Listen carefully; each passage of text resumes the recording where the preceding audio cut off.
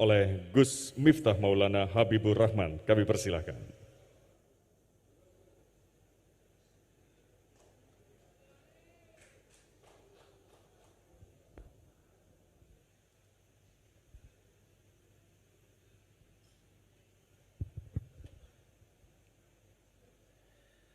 Assalamualaikum warahmatullahi wabarakatuh. Alhamdulillahi rabbil alamin wa kafa. Assalatu wassalamu ala sayyidina Muhammadinil Mustafa wa ala alihi wa sahbihi ahli sidqi wal wafah. Amma ba'd. Hadratal muhtaramin, para masyayikh, al-akhos sedaya dzurriyah, Nyai Hajah Mahfudoh Wahab, Nyai Hajah Hisbiah Wahab, Nyai Hajah Munjidah Wahab, Kiai Haji Hasib Wahab, Kiai Haji Rokib Wahab, soho sedaya dzurriyah ingkang estu kaula takzimi. Pak Kiai Said, yang saya biasa menyebut beliau dengan sebutan Buya, yang mudah-mudahan Allah panjangkan umurnya dalam kebaikan. Guru kita semuanya, saya pertama kali dapat ijazah dari beliau ini kitab Al-Muqtatafat sekian tahun yang lalu. Saat itu rame-ramenya MTA nyerang amaliyah Nahdlatul Ulama, dan saat itu saya dan beliau sama-sama dilaporkan ke polisi. Beliau yang saya hormati Kiai Marzuki Mustamar, yang sudah mulai meninggalkan dunia hitam karena rambutnya putih semua. Pak Kiai Mustafa Akil, dan yang saya hormati Ibu Khofifah. Saya akhirnya punya alasan ketika dulu orang bilang, anakmu masuk pondok mau jadi apa? Kamu anaknya dimasukkan ke pesantren, besok mau makan apa? Hari ini terjawab, santri bisa menjadi apapun. Santri bisa menjadi presiden, contohnya Gus Dur. Santri bisa menjadi wakil presiden, Kiai Ma'ruf Amin. Santri bisa menjadi gubernur, Ibu Khofifah. Santri bisa menjadi bupati, Ibu Munjidah. Dan santri bisa menjadi kiai viral. Ya.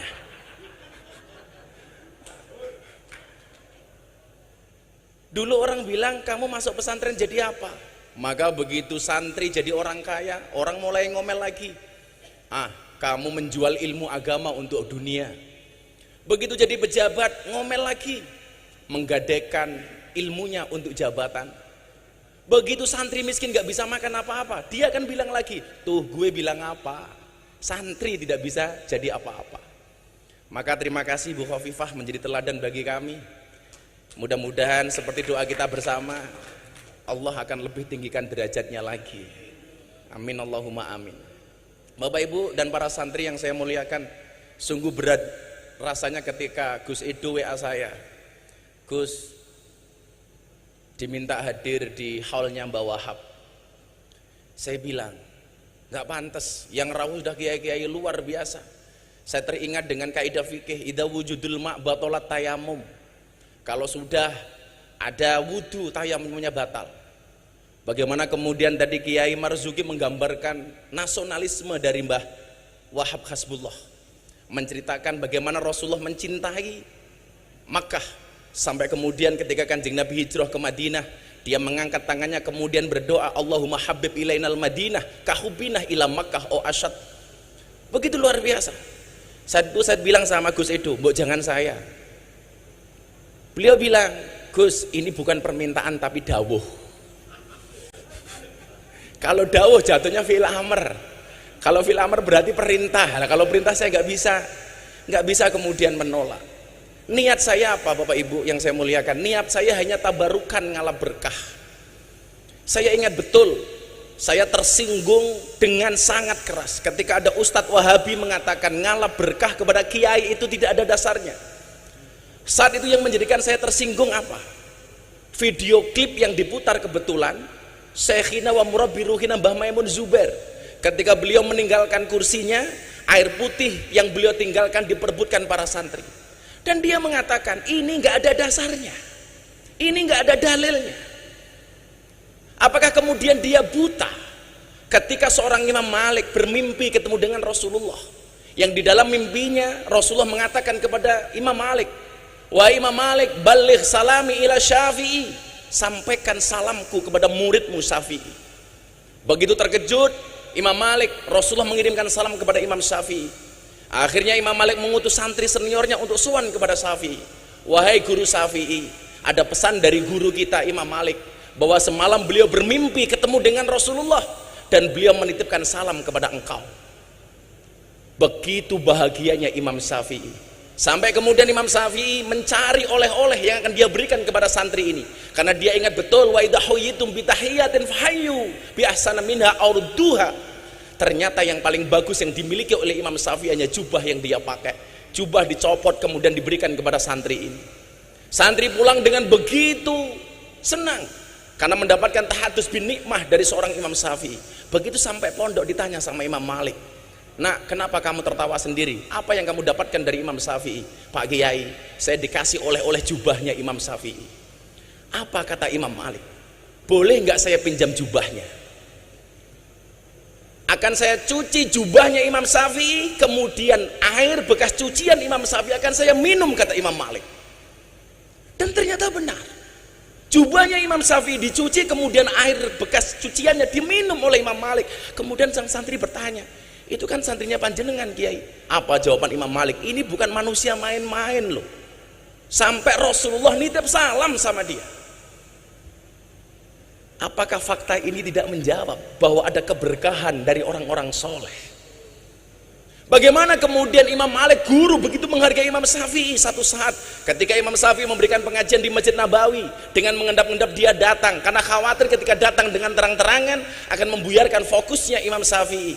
Saat dia mendengarkan kajian dari Imam Syafi'i, Imam Malik menulis di dinding Masjid Nabawi dengan kalimat, man aroda ilmun nafis fa'alaihi bi Muhammad bin Idris. Barang siapa yang mengendaki ilmu-ilmu yang penting, hendaknya dia ngaji dengan Imam Syafi'i, Muhammad bin Idris.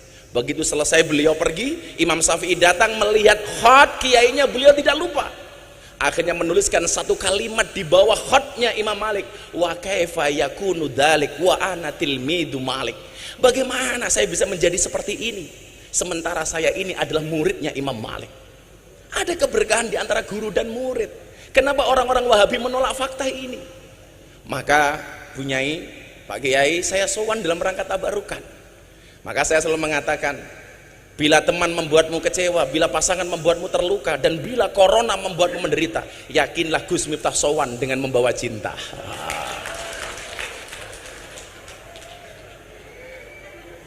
Cinta saya kepada santri tambak beras seperti air kencing di dalam kolam renang. Maksudnya apa? Wujudnya tidak nampak tapi hangatnya bisa dirasakan.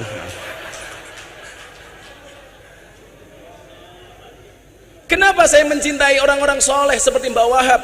Imam Syafi'i mengatakan, uhibbus solihina walastu minhum la'alli an anala bihimus syafa'ah wa akrahu man tijaratuhul ma'asi walau kunna sawa'an fil bid'ah.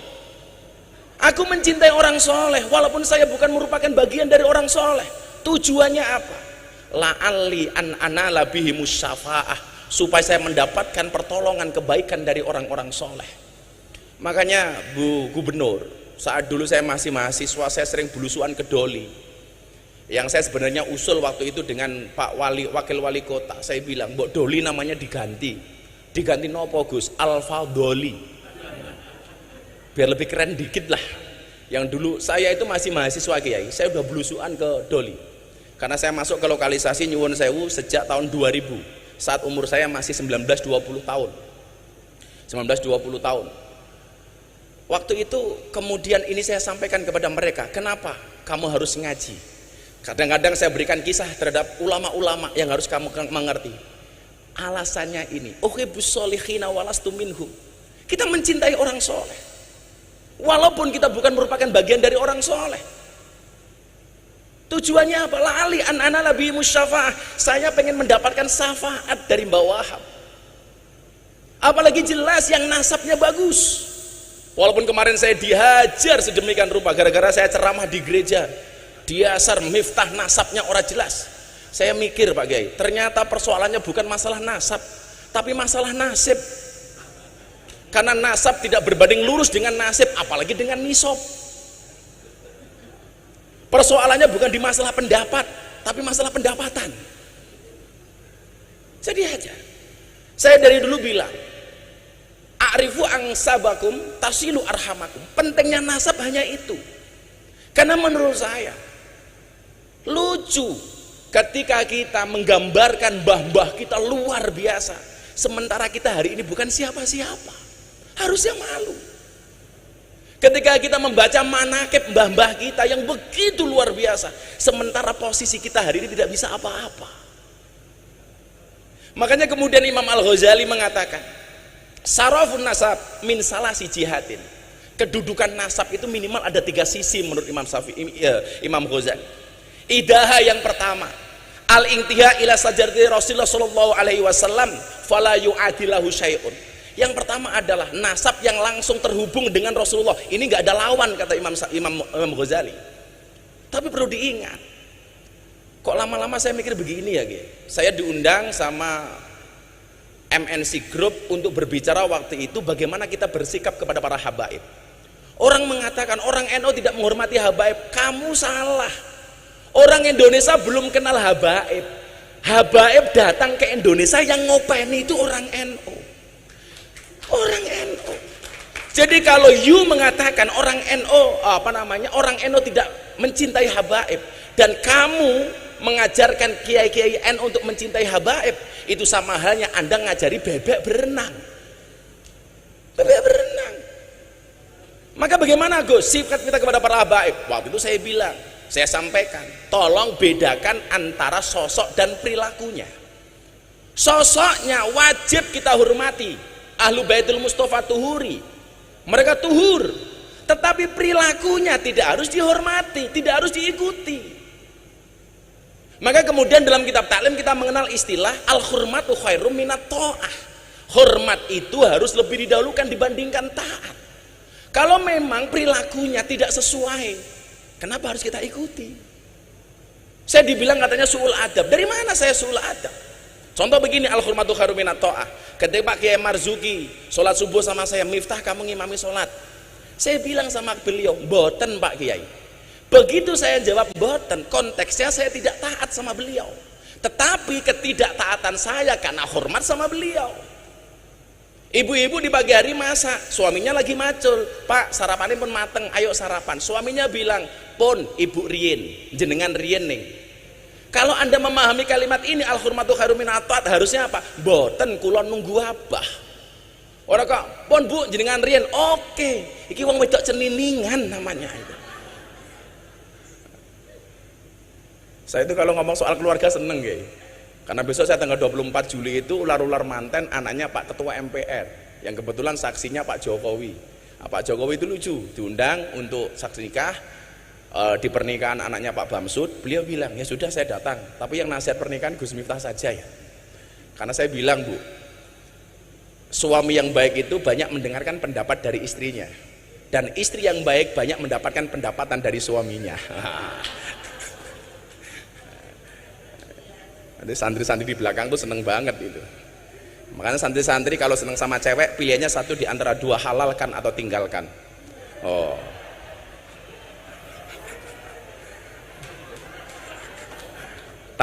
Menaklukkan santri putri tidak dengan I love you, tapi dengan kobil tuh. Nah. Makanya santri itu kalau ketemu cewek, kamu bilang, non mati ketemu bak saja dibaca iklab, masa aku ketemu kamu tidak ijab lah, gitu seharusnya.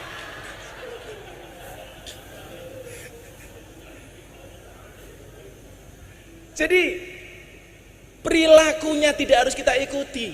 Kalau memang kemudian perilakunya tidak sesuai, ya jangan kita ikuti. Dalam beribadah contohlah, kita banyak menggunakan pendapatnya Syafi'i. Begitu kita tidak menggunakan pendapatnya Imam Malik, bukan berarti kita membenci Imam Malik kan? Bukan berarti kita membenci pendapatnya Imam Hanafi, walaupun kita menggunakan pendapatnya Imam Syafi'i.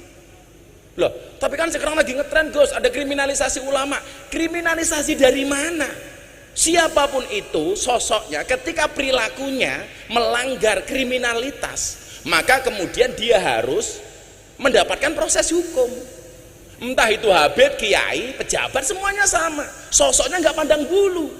Kalau kemudian melanggar, ya harus ada proses hukum. Lah, kalau proses hukum kepada orang yang kriminal itu bukan kriminalisasi, tapi proses hukum kepada ulama yang kriminal.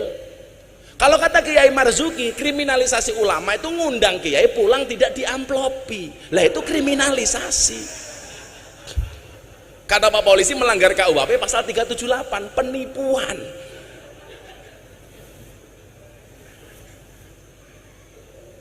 Kok gampangnya kita mengatakan kriminalisasi ulama?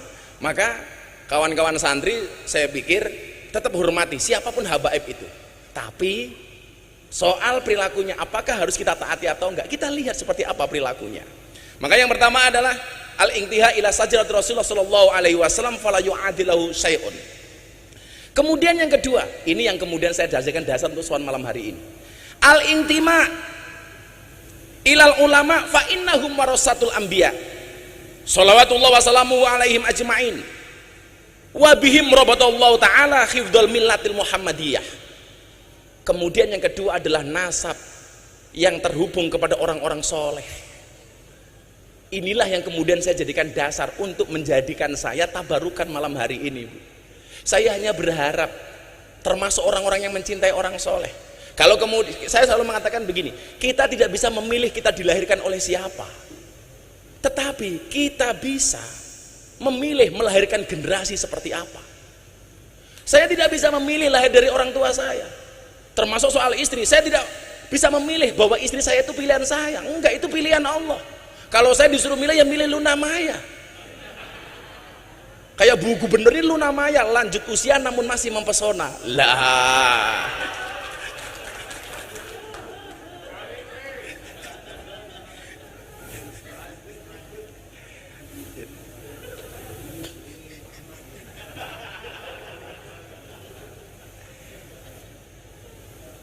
Saya itu sebenarnya dari dulu Bu Nyai gitu.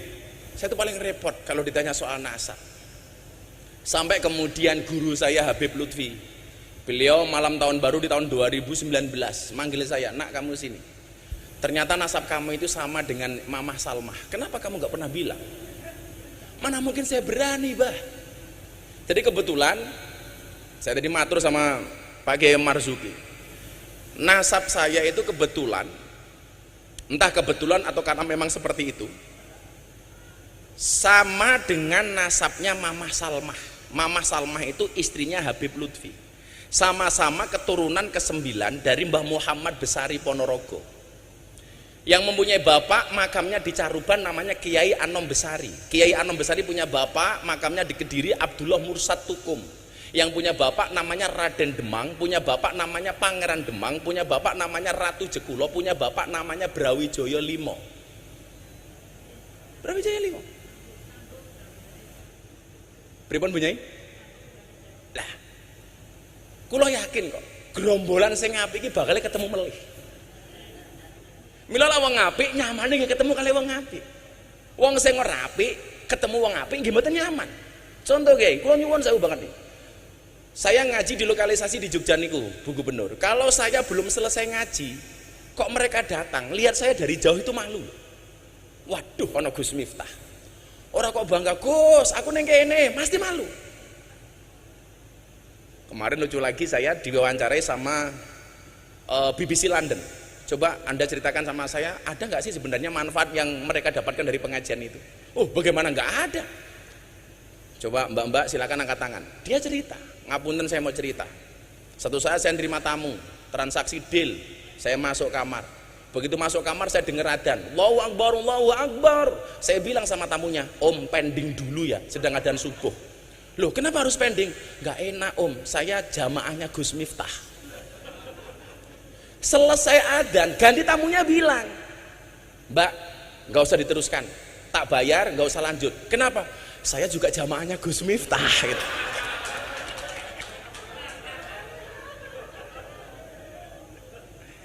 Coba sampai ngoten niku Kiai Hasyim. Jadi saya itu dibully dulu, didoli macam-macam, sampai didoli itu Bu Gubernur saya mendapat julukan presiden para pendosa.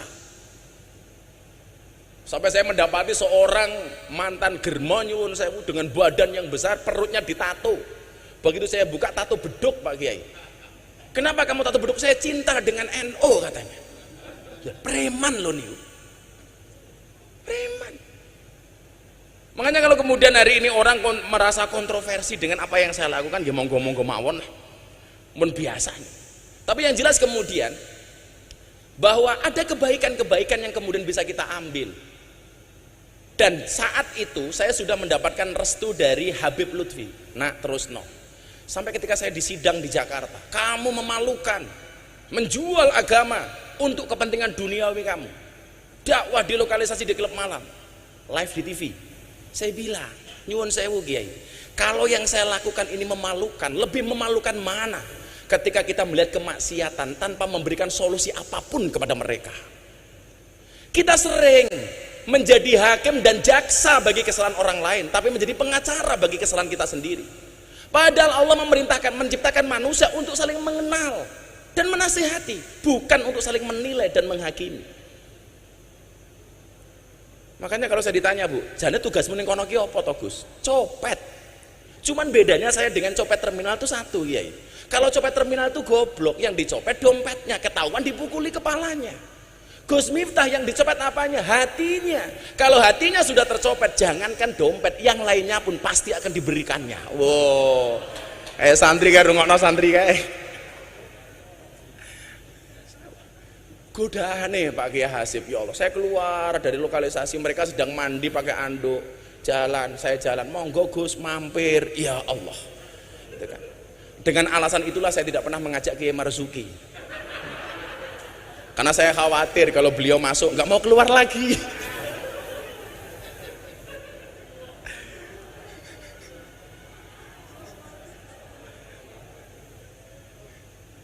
Kalau kemudian orang mengatakan halah ilmu mungkin apa-apaan, iya, saya dari awal mengatakan saya bukan orang alim, tapi saya punya prinsip qalilum minal yakin khairum min katsirin minal ilmi wal amal. Saya punya yang sedikit tapi yakin, itu menurut saya lebih bagus.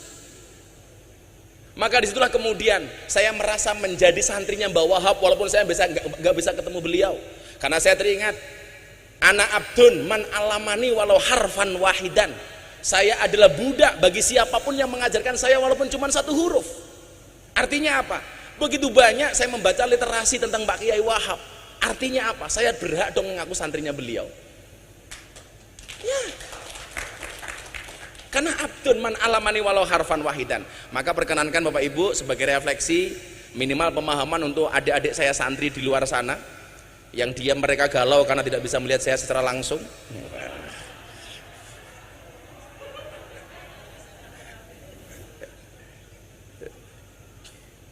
Tenang santri, kamu jangan pacaran, karena akan datang satu saat kamu akan dipertemukan dengan orang yang tepat, yang kedatangannya untuk menetap bukan karena nafsu sesaat.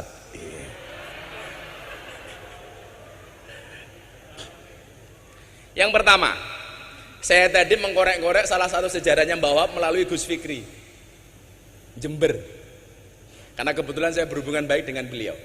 Gus, nopo leres Mbah Yai Wahab niku sugih. Beliau menceritakan dengan sangat detail, leres Gus. Bahkan kalau kemudian lihat kekayaannya Mbah Wahab itu, tanahnya terbentang antara Jombang sampai Surabaya. Gus Miftah tahu nggak kalau Gus Miftah hari ini naik motor besar, naik Harley, dulu Mbah Wahab sudah naik Harley. Wah, berarti saya itibak. Sama-sama naik Harley.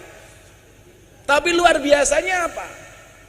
Harta yang kemudian beliau miliki dihabiskan untuk Jamiah Nahdlatul Ulama. Ini baru keren. Makanya kalau orang ini bilang begini sama saya, ayo Gus, ngurep-ngurep NU. Apa kowe iki ra salah? Kowe iki sapa kok ngurep-ngurep NU? Sing ana kowe golek urip saka NU. Makanya saya kok agak riskan, nggak enak dengar kalau orang bilang aku pengen ngurep-ngurep NU. Kalau kamu pengen ngurep-ngurep NU, kaya Mbah Wahab, hartanya untuk Nahdlatul Ulama habis. Yang barangkali ahli warisnya nggak terima apapun dari Mbah Wahab. Ngoten punya mujidah nggih. Coba. Saya kemudian teringat dalam kitab Wasiatul Mustafa hadis nomor 24. Inna auliya Allah lam yanalu sa'ata rahmatillah wa ridwani bikasratil ibadah walakin yanaluha bisakhawatin nafsi wal istihanah bidunya. Sesungguhnya wali-walinya Allah, mereka mendapatkan derajat yang tinggi, mendapat ridhonya Allah, mendapat keluasaannya, bukan karena banyaknya ibadah, tetapi karena banyaknya sedekah dan tidak bergantung kepada dunia. Niki sing angel. Maka kalau kemudian kita mengatakan aku pengen ngurip-ngurip NU, NU ki wis urip ra sama urip-uripi, sing ana kowe golek urip saka NU. Buktinya apa? Kula niku tersinggung ya. Coba begini ya. Lah ada santri bikin kopiah, Bu. Ada tulisan Nahdlatul Ulama, kula mboten tersinggung, kula ikhlas. Wis apa-apa mau dol lah. Sekarang nomor-nomor didol. Pakai baju ada Nahdlatul Ulamanya, kula ikhlas. Pakai kaos ada Nahdlatul Ulamanya, kula ikhlas. Pakai peci, topi ada Nahdlatul Ulama, kula ikhlas. Tapi kula mboten ikhlas lah ana sarung diwenehi cap Nahdlatul Ulama. Ini kula ngenyek banget Kiai. Mlebu toilet nyuwun sewu nguyuh ning WC bokonge ditonton karo Nahdlatul Ulama. Mila santri sing nganggo kopiah Nahdlatul Ulama tak dongake mlebu surga. Kopiahe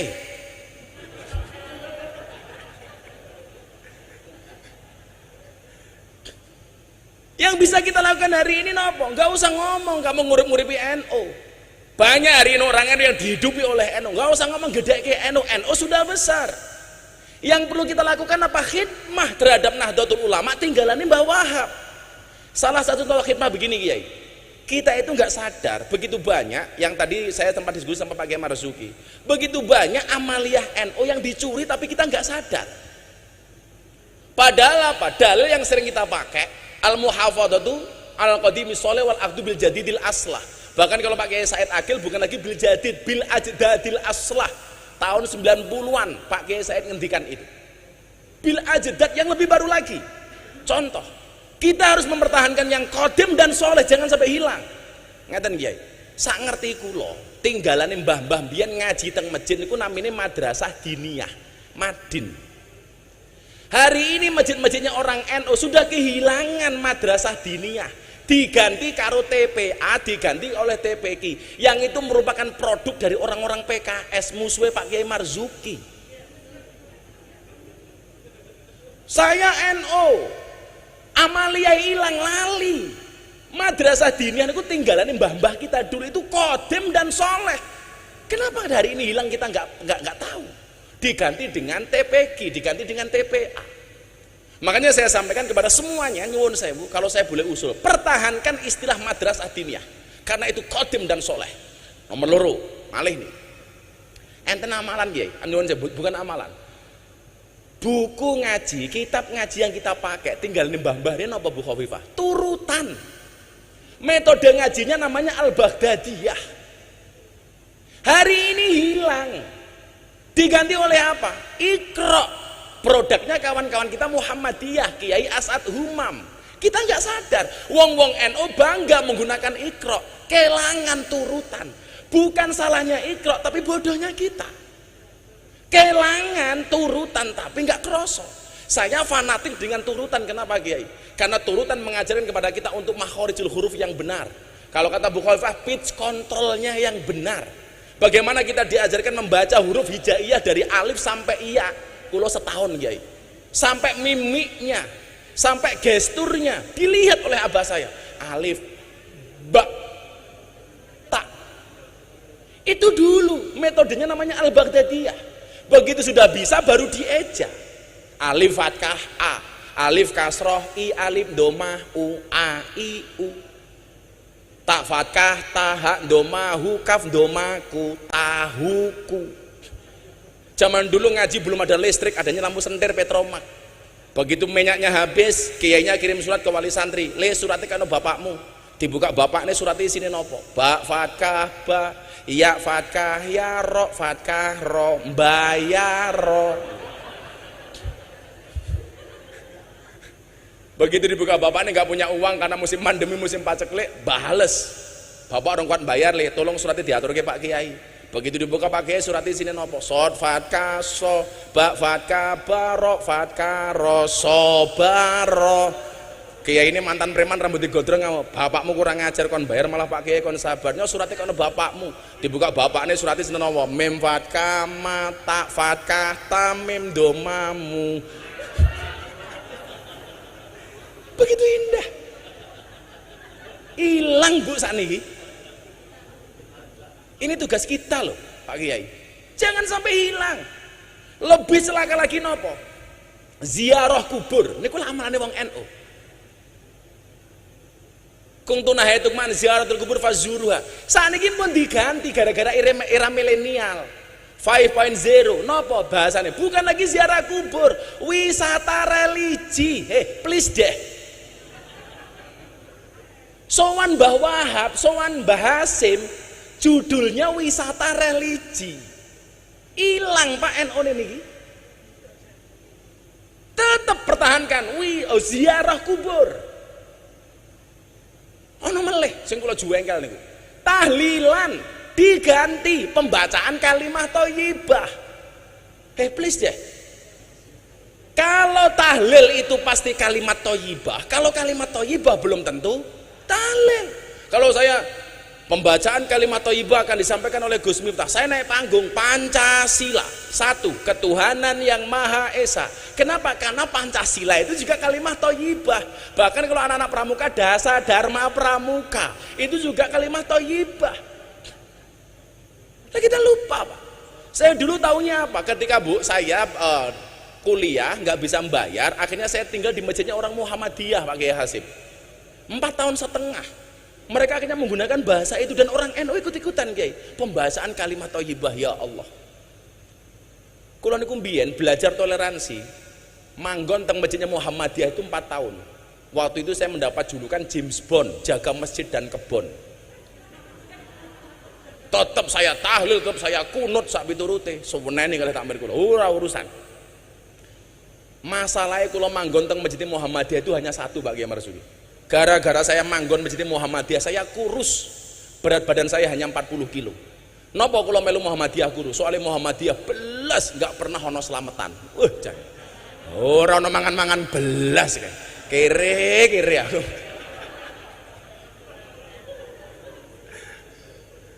Akhirnya kemudian saya jadi nikah dengan orang NU, tinggal di lingkungan orang NU, langsung gemuk Bu. Waktu itu berat badan saya sebelum viral itu 105 kilo. Kenapa saya ikut orang NU gemuk? Lah pripun wong NU niku? Titik-titik mangan. Yasinan mangan, tahlilan mangan, solawatan mangan, manakipan mangan, istighosahan mangan, tonggone loro njaluk didongake mangan. Sing loro mati mangan meneh 7 dina.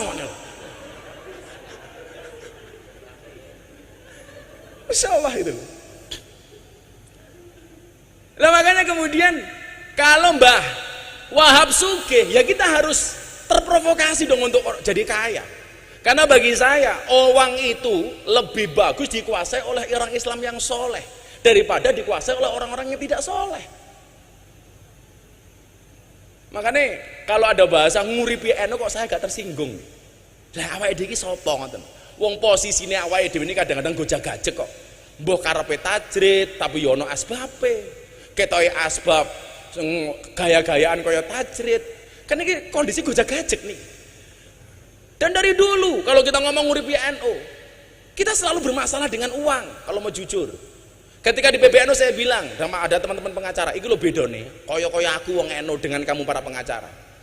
Kaya kiai-kiai NU karo awakmu iki bedone siji, Pak. Apa, Gus? Kalau pengacara masalah jadi duit. Lah kalau kita kiai-kiai desa kaya saya ini, duit jadi masalah gitu loh. Jadi Mbah Wahab sugih dengan segala kedermawanannya, ya awake dhewe kudu sugih ya. Makanya kalau saya sekarang ditanya, "Kenapa kamu naik motor besar?" Aku nderek Mbah Wahab. Nderek Mbah Wahab. Lha tak dongake santri-santri mburi muga-muga sugih kabeh. Setunggal malih sadurunge Pak Kiai Mustafa Akil. Ngapunten Kiai. Kula mboten ngaji niki, namung refleksi kagem lare-lare santri niki. Karena saya kebetulan sempat membaca beberapa buku tentang beliau. Niki malih. Kemudian yang selanjutnya nyuwun sewu, Mbah Yai Wahab ini ternyata seorang penggiat media.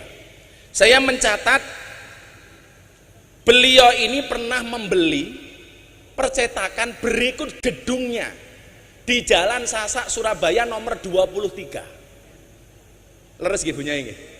Dan ini ternyata menjadi cikal bakal jurnalistik Nahdlatul Ulama.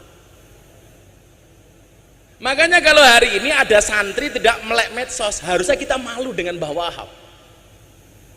Kalau hari ini kita bangga, hari ini kita disiarkan 270 channel hanya dengan 4 juta subscriber. Bagi saya bukan merupakan sebuah kebanggaan. Kita nggak ada apa-apanya, Pak, dibandingkan dengan kelompok-kelompok minhum yang menguasai betul soal medsos. Hari ini kita bersyukur kemunculan seperti Gus Baha mampu menjadi penyeimbang bahkan di atas kelompok-kelompok itu. Tahun 2019, Bu Gubernur, saya mendapatkan rilis Ustadz dan Dai yang mendapatkan follower dan viewer banyak di YouTube, Instagram, Facebook, dan lain sebagainya. Dari 10 orang kader Nahdlatul Ulama yang muncul hanya nama Miftah Maulana Habibur Rahman. Yang lain semuanya kelompok Wahabi, Pak Kiai. Hampir semuanya. Termasuk kelompok yang mengatakan nasionalisme itu nggak ada dalilnya. Yang kemudian saya heran apa? Palestina mau merdeka, dia dukung mati-matian, bahkan kirim uang ke Palestina untuk memerdekakan Palestina. Giliran mencintai bangsanya, giliran mencintai Indonesia, dia mengatakan nasionalisme tidak ada dalilnya. Wila koplak utake wong-wong ngoten niku. Saya setuju Palestina merdeka dan saya teriak-teriak soal itu. Maka kemarin Lebaran saya mengatakan semua saya maafkan kecuali Israel. Semuanya saya maafkan kecuali Israel. Tapi lucunya apa? Orang-orang ini yang mengatakan nasionalisme nggak ada dalilnya, sementara dia teriak-teriak bantu Palestina.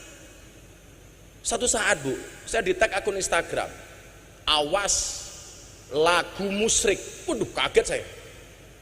Ternyata apa yang dimaksud dengan lagu musyrik? Lagu Padamu Negeri, ya. Itu musyrik menurut mereka. Kenapa? Karena bertentangan dengan ayat Kul inna sholati wa nusuki wa mahyaya wa mamati lillahi rabbil alamin. Niki lah pemerkosaan ayat. Ini namanya jaga sembung bawa golok, gak nyambung blok gitu. Niki ngeri kula niku.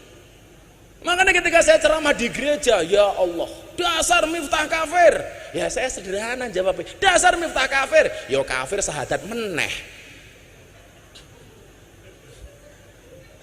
Gitu gitu. He kafir sahabat. Kalau orang masuk tempat ibadah lain dianggap kafir, berapa banyak, berapa juta orang Indonesia yang kafir gara-gara masuk Borobudur dan Prambanan.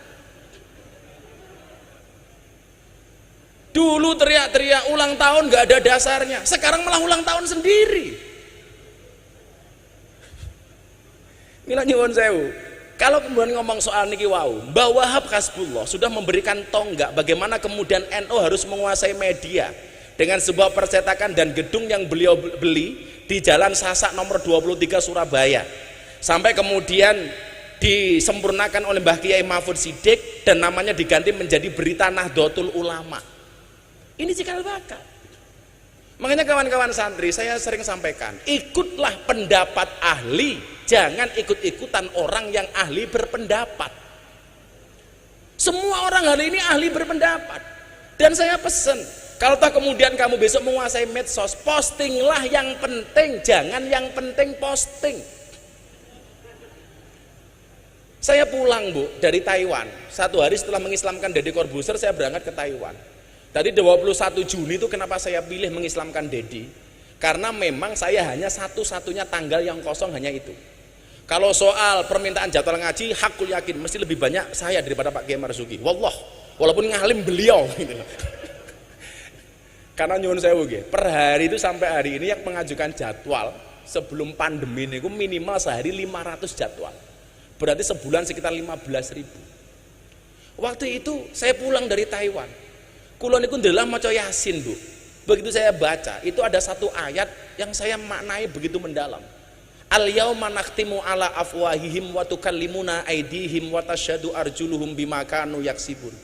Waktu itu saya mikir keras, kenapa mulutnya dikunci kok tangannya yang berbicara. Ini ada apa itu? Ini loh visionernya Al-Quran. Dan ternyata jawabannya hari ini, Pak. Orang membuli, mencaci, menghina tidak lagi menggunakan mulutnya, Pak, tapi menggunakan tangannya, menggunakan jempolnya, menggunakan jari jemarinya yang besok akan dipertanggungjawabkan di hadapan Allah Subhanahu wa taala. Mila jenengan persani. Kita gampang banget. Saya ditanya sama wartawan, "Gus, soal ceramah Gus tadi di gereja itu yang komentar jutaan orang, menghujat sekian banyak orang. Kenapa Gus minta tidak sakit hati?" Jawaban kula sederhana, bagaimana saya mau sakit hati? Wong komentarnya nggak pernah saya baca. Dan rahasianya satu, Bu Khawifah, kalau Anda posting, karena saya sering lihat postingannya Bu Khawifah, kalau Anda posting, Anda coba lihat lebih banyak mana antara komen dengan like. Pasti lebih banyak like-nya daripada komentarnya. Itu artinya apa? Kenapa setiap postingan lebih banyak like-nya dibandingkan komentarnya? Karena seberapa banyak pun orang yang membencimu dengan komentar-komentarnya, yakinlah di luar sana lebih banyak yang mencintaimu dari dalam hatinya. Wah. Kalau santri beda, Bu. Kalau santri beda. Kenapa beli banyak like daripada komentar? Karena banyak santri yang cinta tapi tidak berani mengatakannya. Iya.